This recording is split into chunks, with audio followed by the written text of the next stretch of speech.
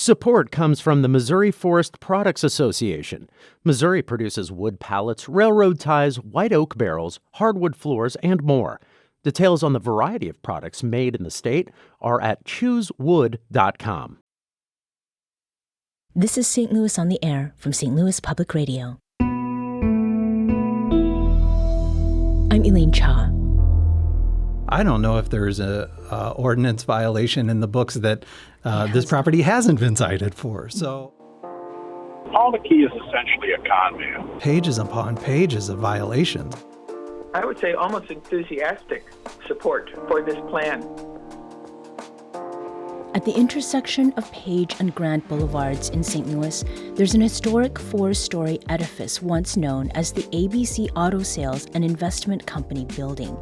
It was built in 1927, and you can still see some of the intricate, original Art Deco facade and the white terracotta bands that wrapped its front. But you can also see its roof crumbling onto the sidewalk, and it's been broken into, boarded up, and broken into again. In short, 3509 Page Boulevard is an example of abandonment. And for residents of the Covenant Blue Grand Center neighborhood, the building stands as a bad first impression. You wouldn't want that in your neighborhood. My church is right there. They're very concerned. A lot of them bypass North Grand to just come to the church from the south direction. And concerned about safety, concerned about health issues. I mean, you can't even walk past the building. You have to walk in the street. That was Audrey Ellerman, president of the Covenant Blue Grand Center Neighborhood Association. Residents like Audrey decided to do more than just avoid the deteriorating site to get to church. But to get action, they needed help. That's because 3509 Page is owned by the influential, and some would say infamous, Paul McKee, a St. Louis developer who bought the building in 2009 and under whose ownership that building's come to be an eyesore and a safety hazard. That help came from Legal Services of Eastern Missouri. Attorneys there filed a lawsuit on behalf of the Covenant Blue Grand Center Neighborhood Association, and on December 28th, a St. Louis judge ordered McKee to secure 3509 Page, a ruling with implications beyond a single building or neighborhood. Here to talk about the case and those implications, we welcome Peter Hoffman. Peter is one of the attorneys who represented the Covenant Blue Grand Center Neighborhood Association in its lawsuit against Paul McKee. He's also the managing attorney for the group's neighborhood advocacy program. Peter, welcome to the show. Thank you for having me. Now, Peter, you're this managing editor, as we just noted, of the neighborhood advocacy program. Tell us about this program. What is it? Sure. Neighborhood advocacy has been around since 2018. So we're a relatively new program at Legal Services of Eastern Missouri. For those who aren't familiar, Legal Services of Eastern Missouri, we're a nonprofit law firm. We provide access to justice for people who can't afford lawyers. Usually that takes a form of direct client representation. Neighborhood advocacy looks at those injustices at the neighborhood level. And I think if you drive through Covenant Blue Grand Center, Jeff Vanderloo, St. Louis Place, neighborhoods really that surround the new NGA site, you will see that there are some profound injustices happening there. And so Covenant Blue Grand Center Neighborhood Association, Ms. Ellerman and the board contacted us a few years ago about one property in particular that was really troubling, concerning, problematic, and that's a building at 3509 Page. So myself and my colleague Jim Bax sat down with the neighborhood to come up with ways we might be able to solve that problem for them or push that property back in the right direction. Mm-hmm.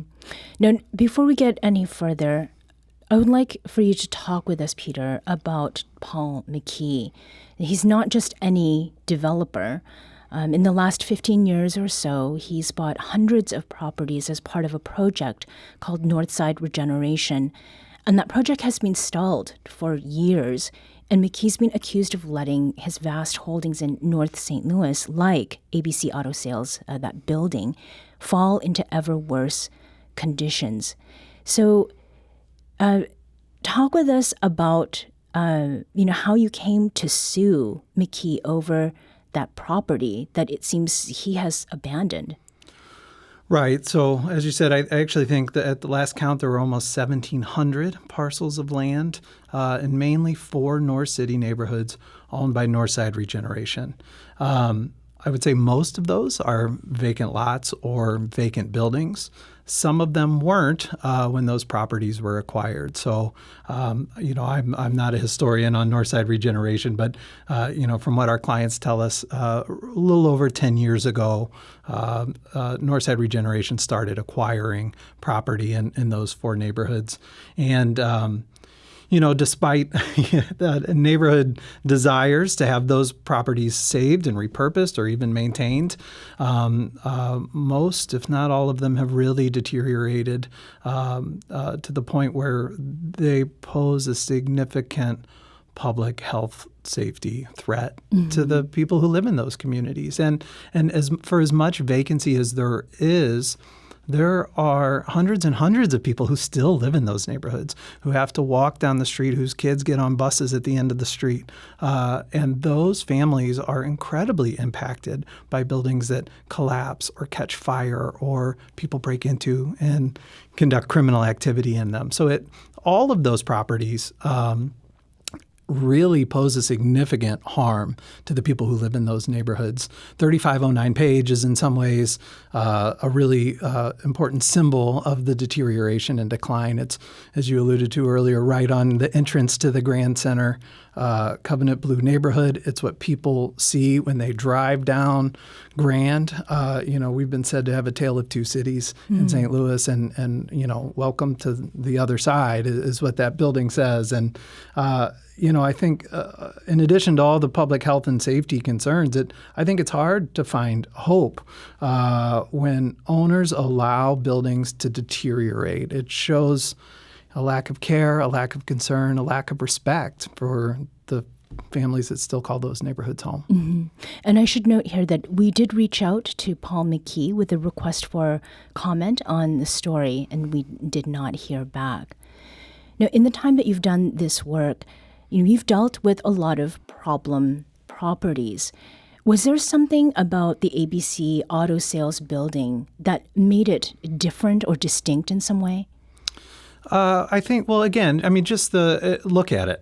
and I encourage everybody to look at it, to actually drive through North St. Louis City. There are wonderful businesses. There are wonderful amenities. There are museums,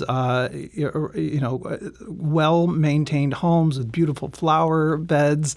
And, so I think people carry with them a certain perception of North St. Louis City, but when you're actually working there and in those neighborhoods or live in those neighborhoods, they are filled with such light. And so when you see a property as significant as this one that is on the National Register, that was put on the National Register by the owner, by NorthSide Regeneration, because it has historic significance to our community. It was in its day a really beautiful building, and I think it can be an asset for the community again. And that's what I hope, not just this lawsuit, but other lawsuits that neighborhoods can bring to get these properties really put back into productive use.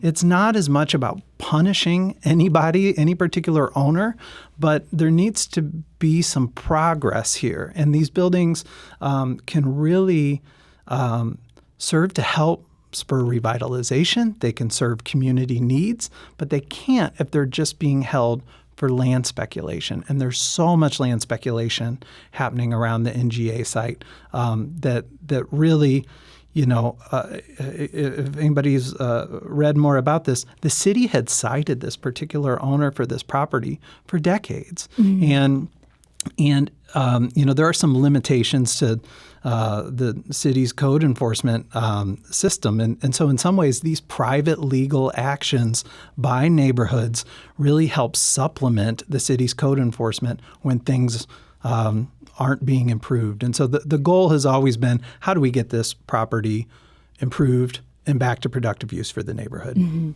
So you mentioned the citations.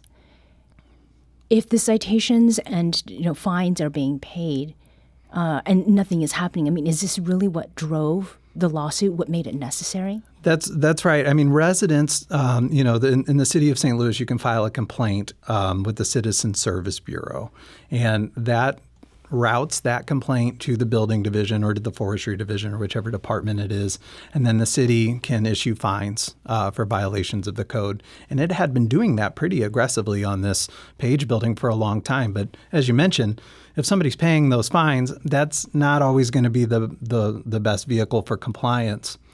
In 2019, Senator Nasheed from St. Louis amended this statutory nuisance law that has been on the books for several decades now. And that's what we filed suit under. And it basically asked the court to find that the property is a nuisance and then order that an owner abate those nuisances. And for properties that are commercial or industrial in nature, there can actually be an attorney's fee provision with that. So there is some really strong leverage that neighborhoods can bring when, for whatever reason, city enforcement isn't getting us to the outcome that we want for that property. Mm-hmm. And what was it about the nuisance part? What about the building on Page makes it or qualifies it under this category of nuisance? Well, it's the code violations. And so if you look at the complaint that my colleague Jim Bax, who deserves an enormous amount of credit for where we are in this case, drafted the petition, and there are pages upon pages of violations. I mean, everything from weeds and overgrowth and graffiti and broken windows. I mean, I don't know if there's a ordinance violation in the books that this property hasn't been cited for. So it really is emblematic. I think a good example of properties that we need to try everything we can to bring additional pressure to try to get these buildings back into compliance and back into safe, productive use for those neighborhoods. Yeah. So if the city had been finding code violations with this building over the years and over again, were citations really the only way to enforce? Why weren't they otherwise acting? And did the city fail here? I don't know if I want to say that the city has failed, but there are limited tools available to local governments. There are caps imposed by the state. There are caps imposed by the charter. There are capacity issues. We have the third highest amount of vacant property anywhere in the country. And forever, we have been under-resourced. The city is still, even though we have some RAMS money, we have some ARPA money, the city is still incredibly under-resourced. Mm-hmm. And I will say in the last few years, the mayor's administration has done a wonderful job of increasing enforcement through the building division, stabilizing dangerous properties. They are trying innovative approaches to this, but it is just a huge problem, and more resources are needed. And at Legal Services, we have kind of the benefit of not having to deal with all of those problem properties. We can really just work with neighborhoods to identify the ones that are really the most problematic, where for whatever reason code enforcement hasn't worked, and put extra resources to try to get a good outcome there. Mm-hmm. So on December 28th, the St. Louis Circuit Court Judge Michael Stelzer, he ruled in favor of your client and against Paul McKee. What does that order do, Peter? So the order, it's both a finding and an order. So there's a judgment there, basically acknowledging a finding that the property does meet the statutory definition of nuisance, and the order is to abate those nuisances. The timeline for that, the manner for that, I think is still to be determined. We are still really in the middle of this case. So we brought multiple counts in the lawsuit. Injunctive relief, which is the one that the judge ruled on in December, is just one of the counts.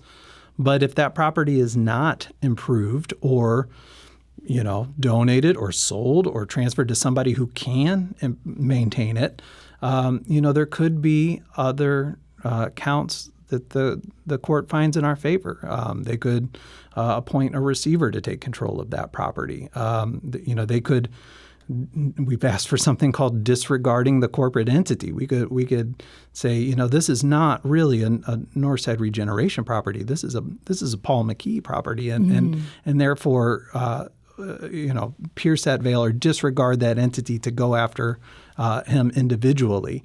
I'm not saying any of that will come to that. I mean, we're still in the early to middle stages of this litigation, but the finding that the property is a nuisance and the order to abate it is really encouraging for our client and for the neighborhoods. And we're all very hopeful still that we don't lose the property, that we're able to find some way to get it into the hands of somebody who is really willing and able to do something with it. That's the goal from the very beginning. We need to take a quick break here, but we will be back shortly to continue this conversation. This is St. Louis on the Air on St. Louis Public Radio.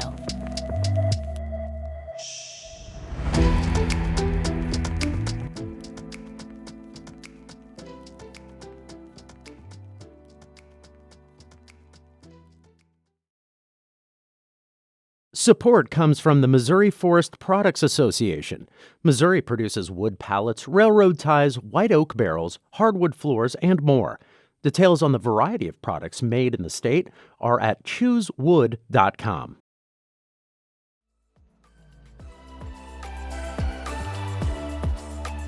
Welcome back. Before the break, we were talking about the lawsuit. And one of the things that has been reported since the ruling was handed down on December 28th is that this is something new when it comes to Paul McKee. The Post-Dispatch's Jacob Barker described it as, quote, the first time the courts have stepped in to compel the city's highest-profile private owner of vacant properties to fix one of his buildings. So McKee's owned the building on Page for 15 years. How is this the first time he's being told to take care of it? And is that timeline for accountability in a case like this common? What do we mean by holding him accountable? And so the city has fined him. For all of the properties that he owns, he's been cited for the ones that are in violation, I should say. They have cited him for those. This is the first time I think that a private nuisance action brought by a neighborhood association under that state law that I talked about earlier has been taken to a judgment against NorthSide Regeneration. Other neighborhoods have filed suit against NorthSide Regeneration. Some of those have settled. Some of them have resulted in buildings being demolished. This one is one where the building couldn't be demolished. It's on the National Register. And so that I think is an added hurdle for that property owner. But the statute that we filed this case under, we represent about 36 different neighborhoods in the city of St. Louis to address vacant property. We've returned more than 300 units of formerly vacant housing to productive use by having attorneys assist neighborhoods, by bringing cases, by increasing pressure on absentee property owners. And so we are very excited by this ruling, of course. But we know there's a lot more work to do. This is one property. We have 12,000 vacant properties in the city of St. Louis. So I do hope that, folks who think they can speculate on land, to just sit on it and do nothing and not maintain it and not cut the grass, not secure it. I do hope those folks think long and hard about whether or not they want to continue to do that. I think we need to draw a line in the sand and say that that's just not acceptable. Every one of these neighborhoods that we work with, they want development, they want investment, they want neighbors and housing and grocery stores and to be the neighborhood to be a prosperous place. And we can't have that when we have buildings collapsing on school children as they walk, to the corner. So I really do think. This is just one case, one decision in one case. But the move towards taking these issues more serious is something that I think we're moving in the right direction in as a city. Yeah. Now, we had heard earlier from Audrey Ellerman, and again, she's the president of the Covenant Blue Grand Center Neighborhood Association, which sued Paul McKee over the conditions of the ABC Auto Sales building.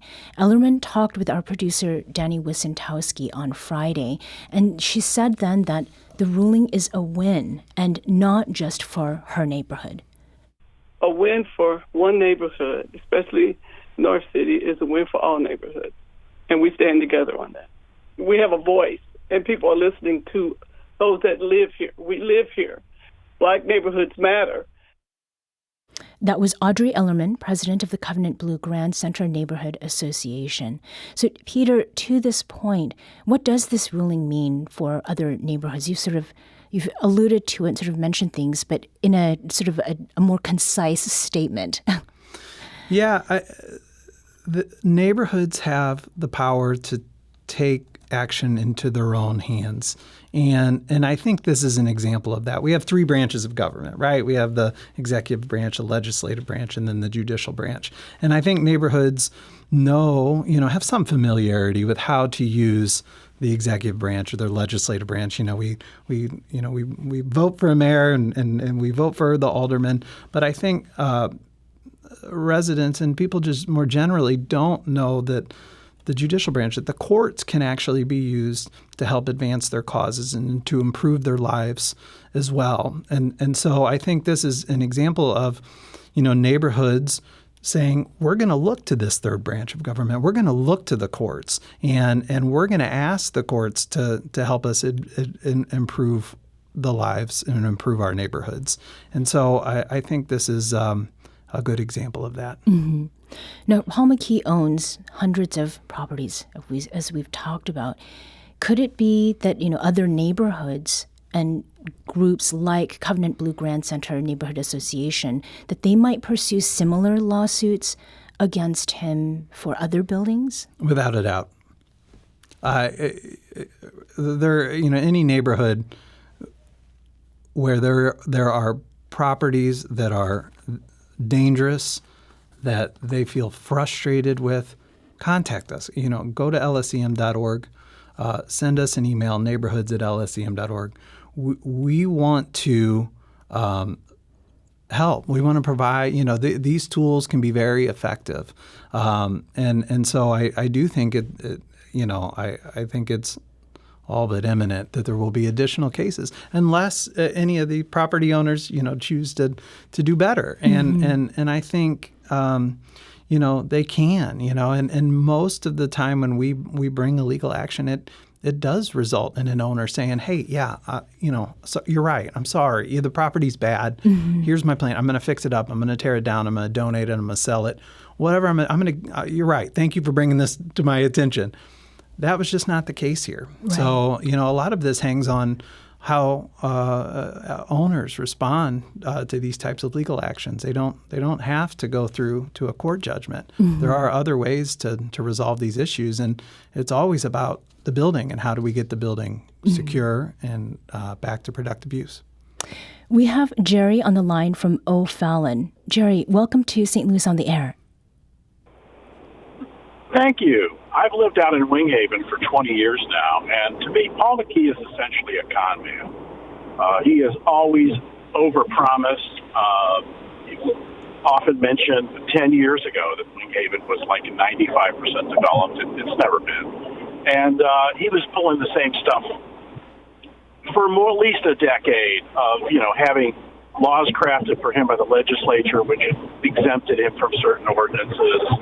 And he just essentially has acted for a long time as if he's above the law and a power unto himself. So none of this surprises me, but I'm glad it scored at least a minor victory. Mm-hmm. Thank you, Jerry. So, to what extent are you hearing stories, Peter, from other people about their experiences with Paul McKee? Well, so we attend a lot of neighborhood association meetings. Our job is to provide assistance to neighborhoods. And they come to us with problems, and how can a lawyer might be able to fix a particular problem. And for those 3 or 4 neighborhoods where NorthSide Regeneration owns most of its property, I think it's probably fair to say that he is, or it is, Northside is the biggest concern, just because of the sheer quantity of property owned, the sheer volume, whatever, of property owned by NorthSide Regeneration. It makes it hard for other development to happen. Some people are surrounded by NorthSide Regeneration property. If somebody wants to purchase a property, and redevelop a site, you're going to have to deal with NorthSide Regeneration. So it really, I think, in some ways, it's kind of stymied development in those neighborhoods. When you would think, the NGA site is there, you would see an influx of investment. But there just hasn't been that, and I do think land speculation is a big reason why you haven't seen more investment in those 4 neighborhoods that surround NGA. And we do want to mention here that we did reach out to Paul McKee for comment, and we did not hear back.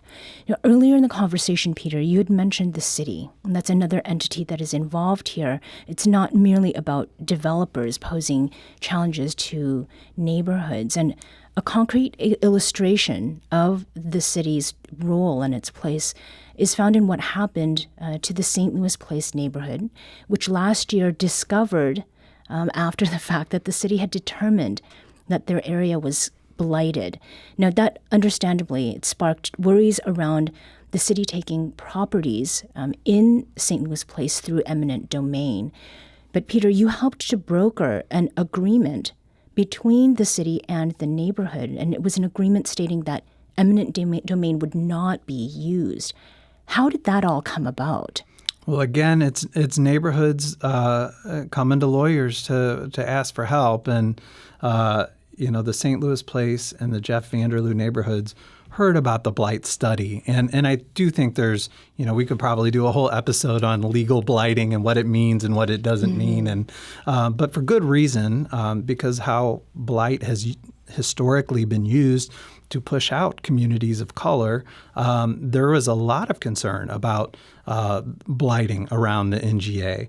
But those neighborhoods came together with their elected officials in partnership with the SLDC and actually drafted what's called a Chapter 99 redevelopment plan. And we were able to help them with some of the technicalities of that.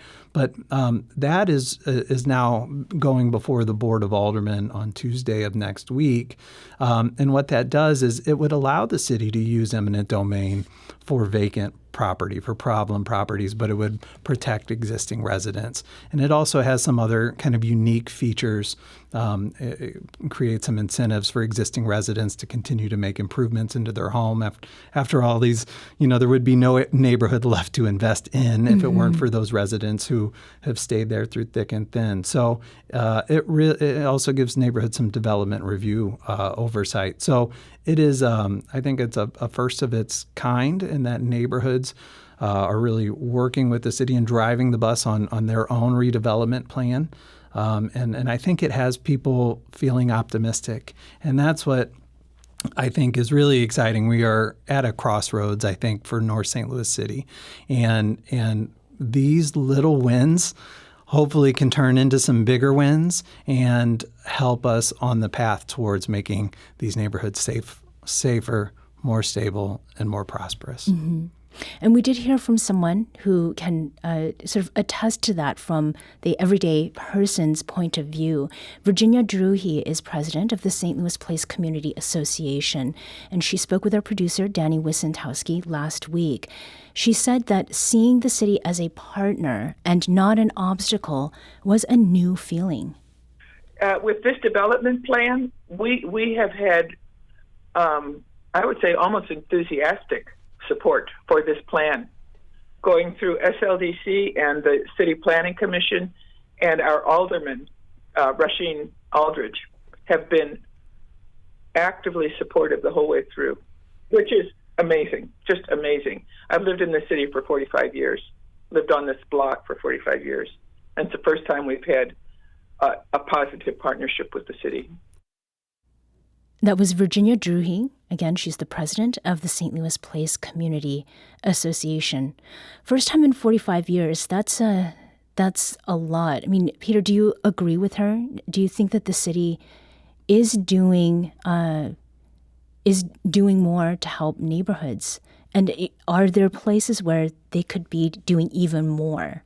Without a doubt, on these particular, the city could, the city could always do more. It's never going to be perfect. But the fact that the city has been supportive of that redevelopment plan, I think, is something that is different than what's happened in the past, and people are feeling very optimistic about it, and I'm feeling optimistic about it as well. So. Mm-hmm. And just as we finish up here, what is it that we should be looking to next? The ruling has been issued, the order has been made. How soon might we expect, can we expect to see some changes at that location at Page Boulevard? Page. Yeah, I wish I could, had a crystal ball, could give you a timeline on that. We have to remember that these neighborhoods have seen disinvestment for 70 years, and it's going to take some time to turn that ship around. These are big systems. These are big tools that are being implemented, but it's not going to happen overnight. So we don't know where the lawsuit will take us. Like I said, we're still in the middle of it. We don't know if the redevelopment plan is going to be adopted or not. I think we're all hopeful, and we're working towards making good things happen. And that's what gives me hope every time I come to work is, I get to work with these residents who love their neighborhoods and care about their neighborhoods and would do anything to make their neighborhoods a better place. And it really is an honor and a privilege to be able to fight alongside them to help make those neighborhoods better places. So I don't know how long it will take, but that's where we're going. Peter, thank you again for joining us today. Thank you.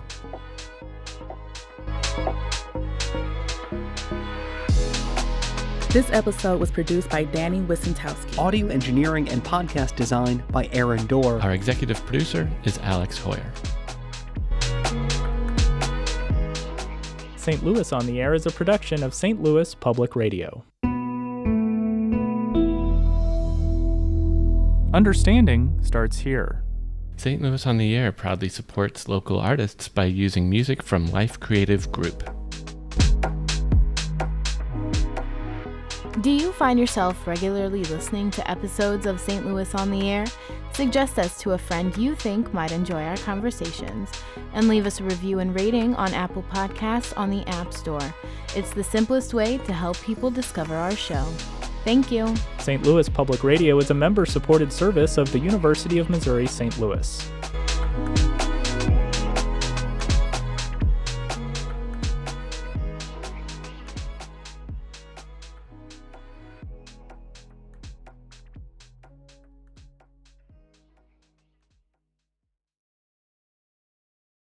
Support comes from the Missouri Forest Products Association, committed to conservation and careful management of the state's forests to make them more resilient and better habitats for wildlife. ChooseWood.com.